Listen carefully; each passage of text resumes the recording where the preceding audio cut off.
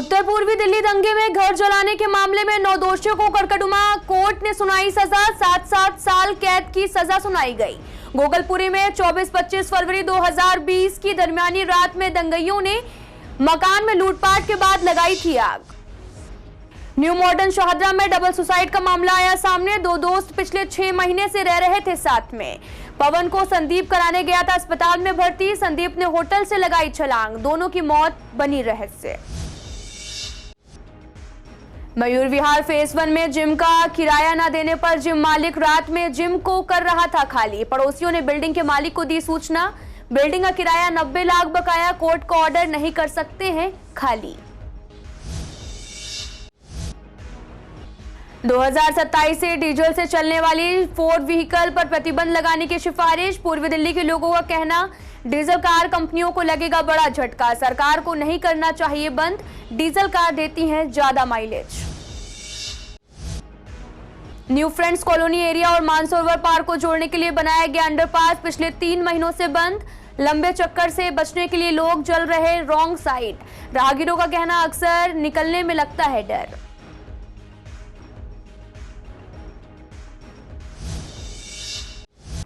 नमस्कार, मैं आपके साथ अंकिता पाल। आप सभी का पूर्वी दिल्ली खास में एक बार फिर से स्वागत है। रुक करते हैं खबरों की तरफ। उत्तर पूर्वी दिल्ली दंगे में घर जलाने के मामले में 9 दोषियों को कड़कड़ुमा कोर्ट ने 7-7 साल की कैद की सजा सुनाई। गोगलपुरी थाना क्षेत्र के शिव विहार तिराहा स्थित चमन पार्क में 24-25 फरवरी 2020 की दरमियानी रात में दंगाइयों ने रेखा शर्मा के मकान में लूटपाट के बाद में आग लगा दी थी।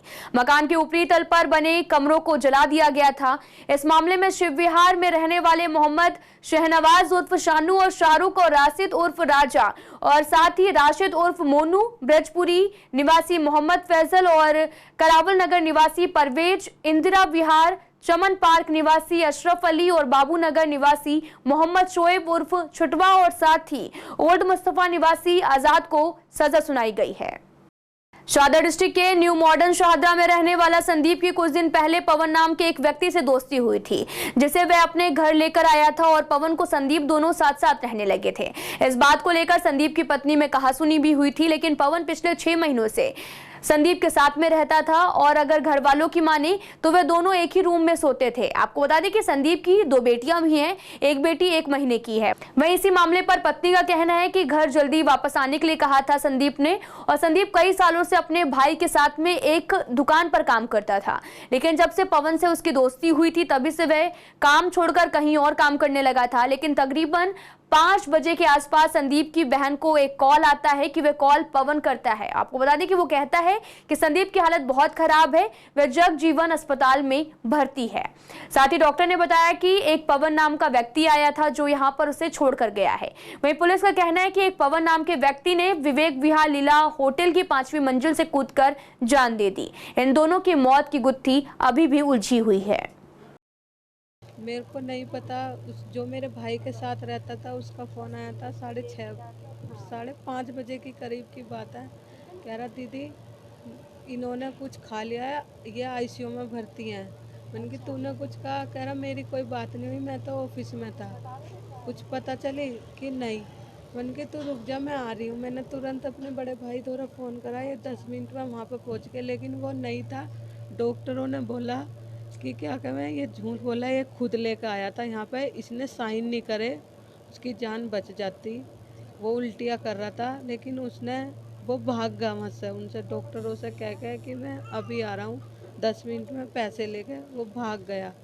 अच्छा, रह रहे तो यहाँ पे इकट्ठे थे, 4-5 महीने से एक साथ रहते थे, लेकिन हमें उसका पहले का ये नहीं पता वो कहाँ था, कहाँ से आया था, कहाँ पे रहता था, क्या उसके पापा का नाम है। 6 महीने से रह रहे थे वो उनके साथ। वो क्या कहते हैं 6 महीने से ही आए थे। वो मेरे से यूँ कहते थे मेरा दोस्त है, वो यहीं रह करेगा। मैंने कहा क्यों? कह रहा है कि मेरे दोस्त है ना, थोड़े दिन बाद मैं कहीं और कमरा दिवा दूँगा उससे। मैंने ठीक है दिवा देना। 1-1.5 महीने बाद मैंने अपने हस्बैंड को बोला तो कहने लगे थोड़े दिन और रुक जा, मैं दिवा दूँगा, पर उन्होंने कमरा नहीं दिवाया। वो दोनों साथ ही रहते थे, एक कमरे में बंद। सर हमें तो ये पता चला, हम ड्यूटी पे थे और फ़ोन आया सिस्टर का कि भाई ने कुछ खा लिया अस्पताल में। तो हम वहाँ पहुँचे, वहाँ देखा तो हमने वो ख़त्म हो चुका था। जो लड़का छोड़ने आया था अस्पताल में, डॉक्टरों ने बताया कि वो बोल के गया है कि मैं घर फ़ोन कर रहा हूँ, और वो वहाँ से गायब हो गया। हमने जब लड़के का फ़ोन ट्राई किया तो वो फ़ोन नहीं उठा रहा था। क्या नाम था जो एक्सपायर हुआ? संदीप कुमार। कितनी उम्र होगी उनकी? 35 से 36 साल। फैमिली में कौन है? 2 बेटी, एक बेटी 1 महीने की है, एक 6 साल की है। पूर्वी दिल्ली थाना पांडव नगर इलाके में मयूर विहार फेज 1 के जिम के मालिक रातों रात जिम को खाली कर रफू चक्कर होने की फिराक में था। आपको बता दें कि ट्रक और क्रेन की आवाज सुनाई देने पर पड़ोसियों ने मकान मालिक को सूचना दी। दरअसल पूरा मामला रात करीब 3 बजे का है, जब जिम मालिक करोड़ों रुपए का सामान नीचे उतरवाने लगा था। वहीं मौके पर पहुंची पुलिस ने जांच की तो पता चला कि जिम वाले से 90 लाख रुपए किराया लेना है, जिसके बाद कोर्ट ने एनी टाइम फिटनेस जिम के मालिक को यह आदेश दिया था कि वे अपना सारा किराया अदा करे, तभी बिल्डिंग को खाली कर सकता है, या फिर जिम का सारा सामान बिल्डिंग के मालिक के पास जब्त हो जाएगा। ये हमारा पिछले 2 सालों से इसने हमारे को रेंट नहीं दिया। आए दिन ये हमें बहुत परेशान कर रहा है। हमने इतनी बड़ी चेन देखकर ये दिया था कि ये अच्छे लोग होंगे, लेकिन ये जिस दिन से इस जिम में आया इसने हमें इतना परेशान कर दिया। हमारे ऊपर के कमरे के आगे कभी एसी के यूनिट लगा देता है, कभी ऊपर आके कूड़ा फेंक देता है, कभी शराब की बोतलें फेंकता है।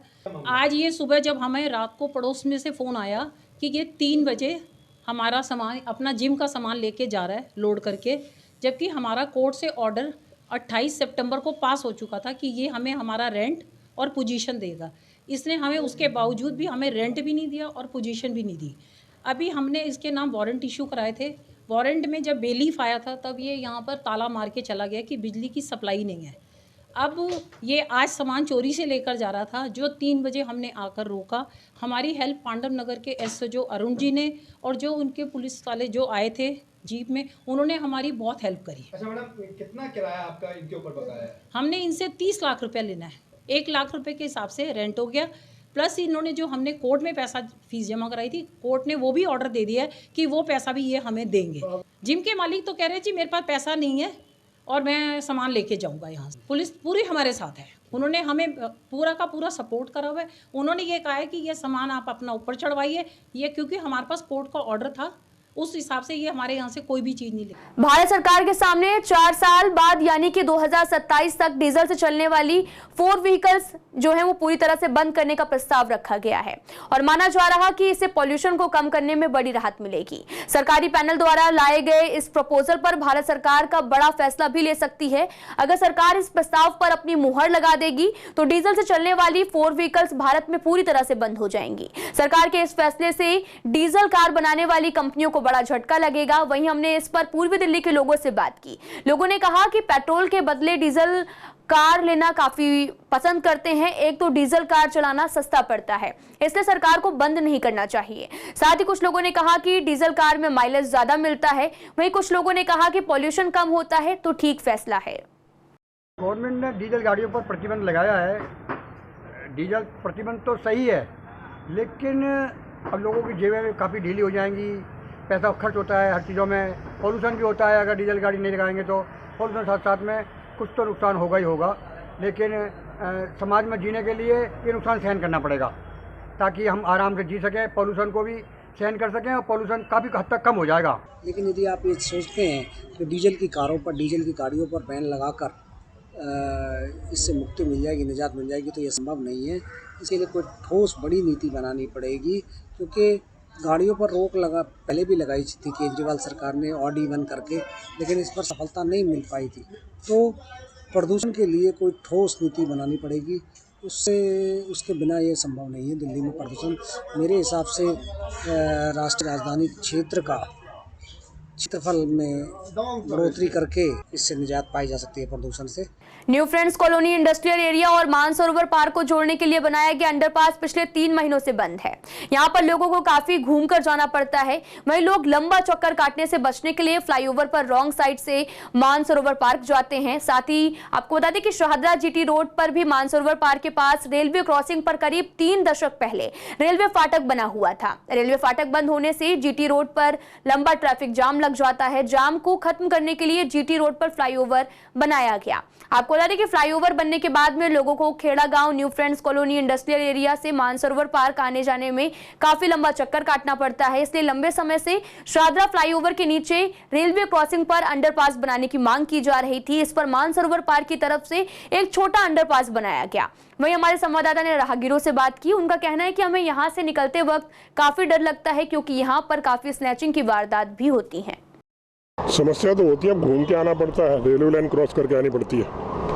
तो क्या डर लगा रहता है इस पर पटरी पे? जैसे मैं डर क्या, दोनों तरफ देख के आना पड़ता है, कोई भी हादसा हो सकता है कभी भी। बहुत ज़्यादा सर समस्या होती है। यहाँ हमेशा डर बना रहता है, पटरी पे भी लूटपाट कर लेते हैं, छीन छान लेते हैं हमसे, बहुत दिक्कत है। पहले नीचे से निकल जाते साइकिल से, दिक्कत नहीं होती थी। अभी जीना जब बनेगा कह रहे हैं तभी खुलेगा, 2-3 महीना हो गया बंद हुई। लगे रहता है सर, डर तो लगे रहता है। इस समस्या होता है कि उन्हें से आने जाने में यहाँ दिक्कत है, कि लाइन पर पार होने में छीना छोरी, मोबाइल छीना छोरी होता है, चाकूबाजी भी हो जाता है। जो मान लो कि 9-10 जहाँ 9 से पार हुआ टाइम, यहाँ नीचे लफंदे लोग बैठ के अपना एक्सीडेंट वगैरह यहाँ होते रहता है। हाल फिलहाल कल परसों में यहाँ हादसा हो गया, ट्रेन से कट गया।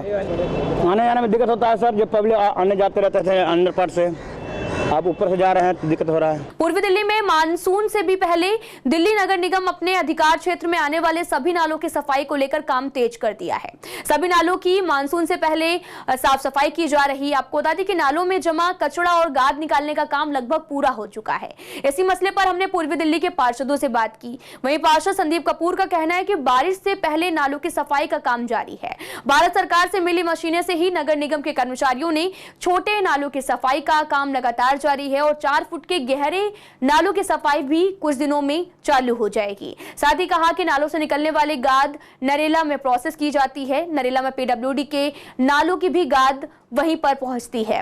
वहीं पार्षद बीएस पवार ने कहा कि 90% नालों की सफाई हो चुकी है। साथ ही कर्मचारियों ने काफी शॉर्ट नोटिस पर काम कर लिया है और साथ ही डिसिल्टिंग के साथ में नालों की मरम्मत भी की गई है। बारिश से पहले नगर निगम के नालों की सफाई का काम चालू है। जो छोटे नाले हैं उनमें नगर निगम की जो भारत सरकार से मिली सुपर सकर मशीनें, जेटिंग कम सक्शन मशीन और जो हमारे अपने कर्मचारी हैं वो साफ़ कर रहे हैं और ये काम कई दिनों से चालू है। और इस समय मैं 2 ब्लॉक गीता कॉलोनी में खड़ा हूँ और आप देख रहे हैं कि मशीन द्वारा सफाई चालू है। इसके साथ साथ जो 4 फुट तक के नाले हैं वो एमसीडी के अंडर आते हैं। उन सभी नालों पे भी जो उनके ठेके थे वो दे दिए गए। इस बार थोड़ा डिले है, लेकिन अगले 1 हफ्ते के अंदर उन 4 फुट तक के नालों पे भी मशीनों के द्वारा सफाई का काम चालू हो जाएगा। और बारिश से पहले जो हमारा टारगेट है 70,000 मीट्रिक टन सिल्ट उठाने का पूर्वी दिल्ली से और पूरी दिल्ली से बड़ा टारगेट है, उस टारगेट को अचीव कर दिया जाएगा।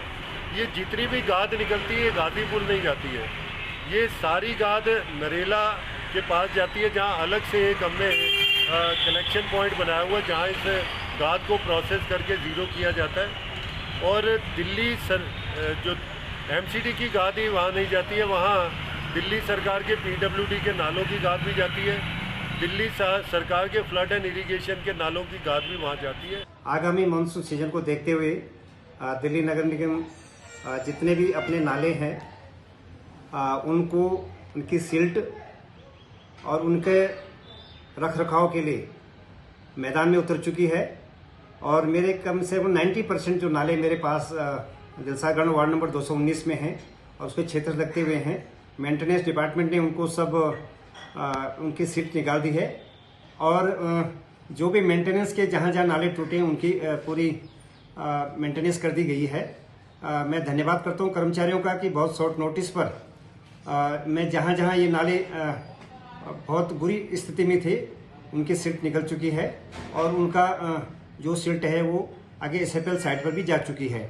बरसात का मौसम देखते हुए और जल बहाव को देखते हुए जो एसएसडब्ल्यू ट्रेन जो मेरे एरिया में आती है उसका भी डिसिल्टिंग हो गई है। तो वही मेट्रो में रील बनाने और अश्लील हरकत करने वालों की वजह से आम यात्रियों को होने वाली दिक्कतों को देखते हुए अब डीएमआरसी ने मेट्रो लाइन में फ्लाइंग स्क्वाड तैनात कर दी है। आपको बता दें कि ऐसे में 4 से 5 टीमों को मेट्रो का प्रमुख लाइनों पर चेकिंग और निगरानी के काम पर लगाया गया है। प्रत्येक टीम में 4 से 5 लोग शामिल रहते हैं। जब हमने लोगों से बात की, लोगों ने कहा कि डीएमआरसी को पहले ही एक्शन ले लेना चाहिए था। अब इन पुलिस बलों की तैनाती से लोगों को सबक मिलेगा। स्टाफ के साथ साथ बैठे यात्रियों को भी परेशानी नहीं होगी। आज जिस तरीके से दिल्ली मेट्रो के अंदर वायरल चीज़ें होती जा रही हैं अलग अलग, तो उसके अंदर कुछ चीज़ें हमारी डीएमआरसी ने और दिल्ली पुलिस के ने उसके लिए अलग से एक विचार करा है, एक विचारधारा बनाई है उसके लिए, और अलग अलग चीज़ों पे वीडियोस और वायरल इस चीज़ें ऐसी ना हो। हमारे दादा हैं, दादी हैं, अलग तरीके से एक दूसरे को देखना भी पसंद नहीं करते, जिस तरीके से एक दूसरे पे बहुत ज़्यादा उन्हें शर्मिंदगी महसूस होती है अपने ऊपर। मतलब ये तो चलो बेकार की बात है, इस तरीके से तो नहीं करना चाहिए। और मतलब ये फालतू की चीज़ें जो हो रही हैं आजकल, मतलब फ़िलहाल तो सिक्योरिटी को बाद में रोके, लेकिन ये जो आजकल के ये जो बराबर में लोग बैठे रहते हैं, क्या ये नहीं रोक सकते कि सिक्योरिटी को ही आगे रोकना है? बराबर में जो लोग बैठे हैं उनके अंदर इतनी वो नहीं है। एक जो ओल्ड लेडी थी एक, तो उसने भी तो डांटा था ना एक लड़की को, तो ऐसे आसपास के जो लोग हैं उन वो बोले कि भाई तुम ऐसा क्यों कर रहे हो। जब वही कदम नहीं उठा रहे, वही कुछ नहीं बोल रहे, तो वो तो करेंगे ही। डांस तो सही लगता है, मगर जो गलत लड़के बनाती है वो अच्छा नहीं लगता। हरकतें भी होती, छेड़खानी वगैरह भी होती? हाँ होती है। उनको वीडियोस नहीं बनानी चाहिए, गंदी वीडियोस नहीं बनानी चाहिए, ऐसे फाइन लगना चाहिए। वो तो काफ़ी होती है लोगों को तो करने वाले, उनको तो परेशानी होती है क्योंकि काफ़ी लोग आते जाते हैं मेट्रो से। ज़रूरी नहीं हम तो यंग है, फिर भी ओल्ड लोग रहते हैं, उन्हें तो शर्म आती है ना का देखने में भी। क्या करना चाहिए ऐसे? उनके ऊपर एक्शन लेना चाहिए ना, फाइन वगैरह लगाया जाए, फाइन वगैरह लगाओ, उनको मना वगैरह करो, मेट्रो डिपार्टमेंट से बोलो। तो वहीं उत्तर पूर्वी दिल्ली के वेलकम थाना इलाके में एक किशोर ने दूसरे किशोर की चाकू गोदकर हत्या कर दी। सूचना पर पहुंची पुलिस ने आरोपी को गिरफ्तार कर जांच शुरू कर लिया है। आपको बता दें कि डीसीपी डॉक्टर जॉय तिर्की ने बताया कि जनता मजदूर कॉलोनी में एक लड़के को चाकू मारे जाने की सूचना मिली थी। सूचना मिलते ही पुलिस की टीम मौके पर पहुंची। घायल को जीटीबी अस्पताल में भर्ती कराया गया, जहां इलाज के दौरान लड़के की मौत हो गई। आपको बता दें कि शव को पोस्टमार्टम के लिए भेज दिया गया और जांच के दौरान पुलिस ने आरोपी लड़के को गिरफ्तार कर पूछताछ की तो पता चला कि दोनों के बीच कहासुनी हो गई थी, जिसके बाद आरोपी युवक ने चाकू से कई वार कर दिए। दिल्ली में रहने वाले लोग भी आने वाले समय में लग्जरी बसों में सफर कर पाएंगे। आपको बता दें कि दिल्ली सरकार जल्द ही नई प्रीमियम बसें लाने जा रही, जो कि इलेक्ट्रॉनिक होने के साथ साथ डीटीसी बस से भी ज्यादा सुविधाएं प्रदान करेगी। आपको बता दें कि इन बसों में ऐप और वेब से टिकट की बुकिंग होगी और सभी को सीट भी मिल पाएगी। बस में 12 से अधिक सवारियों को बैठने की क्षमता होती है, लेकिन इन बसों में किराया ज्यादा होगा। साथ ही महिलाओं के लिए उन बसों में यात्रा करने के लिए पैसे भी देने पड़ेंगे। ऐसे में जब हमने यात्रियों से बात की तो उनका कहना था कि नई बसों का आना तो ठीक है, और साथ ही जो पुरानी बसें हैं उनकी टाइमिंग और मेंटेनेंस पर सुधार करना चाहिए। साथ ही महिलाओं को उन बसों में वही राहत मिले जो उन्हें डीटीसी की बसों में मिलती आई है। कुछ लोग मानते हैं कि नई प्रीमियम बसें आना सही है, जिससे काफी आरामदायक सफर भी रहेगा। हाँ तो प्रॉब्लम होगी क्योंकि उन्हें अपना पॉकेट मनी मिलती है उन्हें महीने में, बट उसे उससे सेव भी करना होता है उन्हें, तो उससे प्रॉब्लम होगी कि जब उसमें किराया जाएगा तो उनका किराया ज़्यादा होगा तो और ज़्यादा दिक्कत होगी। क्योंकि जो नॉर्मल होती है बसेस, मतलब इसमें तो कम फेयर है, इसमें तो इस टाइम तो फ्री है, बट फेयर भी कम, अगर कोई चाहता है तो टिकट ले भी लेता है, फेयर ले लेता है इसका टिकट, बट लेकिन उसमें तो ज़्यादा किराया होगा तो उससे प्रॉब्लम होगी लड़कियों को। होगा कि वो पैसे दे के जा रहे हैं तो वो किसी के मतलब अंडर वो नहीं है, तो आराम से अपना जा सकते हैं क्योंकि वो पैसे देते हुए जा रहे हैं। तो मेरा ये मानना है कि अगर वो चार्ज कर रहे हैं आपको तो इसमें कोई प्रॉब्लम नहीं है, क्योंकि लड़का और लड़की में इतना फ़र्क नहीं रखना चाहिए। अगर लड़कियां फेयर देंगी तो उसमें कोई प्रॉब्लम नहीं है। वो बिल्कुल हमारे लिए तो बिल्कुल से ठीक नहीं है, लेडीज़ के लिए तो बहुत परेशानी हो जाएगी। क्या करना चाहिए ऐसे? नहीं, उनको नहीं लाना चाहिए, हमारे लिए तो यही ठीक है जी। शॉर्टेज कहीं ना कहीं महसूस होती है बसेस की? नहीं, मुझे तो नहीं, मैं फर्स्ट टाइम आ रही हूँ, मुझे तो ये नहीं है। तो ठीक है, सब कुछ सही है, हम लोगों को तो ठीक लग रहा है। सही ये इसलिए है कि मतलब ये फ्री का जो रेवड़ी है ये सब नहीं बढ़ना चाहिए, जो गवर्नमेंट कर रही है फ्री का। उसमें क्या है कि कुछ दिन के बाद लोग अपना हक समझना शुरू कर देंगे, लोग ये मेरा हक है, मेरा अधिकार है, मेरे को फ्री मिलना चाहिए। फ्री में लेडीज़ों के लिए जैसे फ्री कर रखा है, ऐसा तो है नहीं कि लेडीज़ कोई बिजनेस नहीं करती या कोई जॉब नहीं करती या कोई काम नहीं करती। जैसे आदमी जॉब करता है, मेहनत करता है, काम करता है, वैसे लेडीज़ भी काम करती है, तो ऐसा तो गलत है। मतलब कुछ चार्जेस लगना चाहिए एक्चुअली लेडीज़ों का, चलो ठीक है, कुछ पूरा कंसेशन नहीं होना चाहिए, 50% तो लगना चाहिए चार्जेस। तो वहीं शाहदरा डिस्ट्रिक्ट साइबर पुलिस ने ऑनलाइन ठगी करने वाले आरोपी को गिरफ्तार किया है। आपको बता दें कि आरोपी ने पूछताछ में खुलासा किया कि सिंडिकेट के कथित व्यक्ति अपनी पॉलिसी जारी करने की अवधि पूरी करने के नाम पर ठगी करते थे। जांच के दौरान सामने आया आरोपी हैरी बॉन्ड ने भी कथित खातों का संचालन कर वरुण के निर्देश पर एक एटीएम से नकदी निकाल ली थी, जिसमें अभियुक्त वरुण सिंडिकेट के कई व्यक्तियों को रिपोर्ट करता था। आपको बता दें कि हैरी बॉन्ड को 10% और वरुण को 5 से 8% हिस्सा दिया जाता था। जिले के डीसीपी रोहित मीणा ने साइबर सेल को मामले की जांच के लिए दिया और साथ इंस्पेक्टर विकास कुमार के नेतृत्व में सब इंस्पेक्टर और साथ ही नंदन सिंह और head constable Amit Kumar, head constable Amit सहित एससी दीपक की एक टीम बनाई गई। पूर्वी दिल्ली के V3S मॉल के बाहर बढ़ती गर्मी को देखते हुए ग्लोबल इंडिया फाउंडेशन की तरफ से कार्यक्रम का आयोजन किया गया। इस कार्यक्रम में डाबर कंपनी ने लोगों को गर्मी से राहत दिलाने के लिए एक विशाल जूस, ठंडाई, पनीर, बटर, पीनट का वितरण किया। आपको बता दें कि वहीं ग्लोबल इंडिया फाउंडेशन के चेयरमैन नवीन कुमार ने बताया कि गर्मी का सितम जिस तरीके से बढ़ता जा रहा है, इसी को देखते हुए उन्होंने ये भव्य कार्यक्रम का आयोजन किया ताकि लोगों को राहत मिल सके। कोविड में बड़ी सेवा की है। लगातार लोगों को डाबर इंडिया लिमिटेड और बीकानेर की मदद से जगह जगह हमने बहुत सारे इम्यूनिटीज़ के गुड्स बांटे हैं। कोविड में डाबर इंडिया लिमिटेड ने हमको जूस, च्यवनप्राश और शहद, टूथपेस्ट, बहुत सारी चीज़ें हमको दी हैं। शैम्पू दिया है, ऑयल दिया है।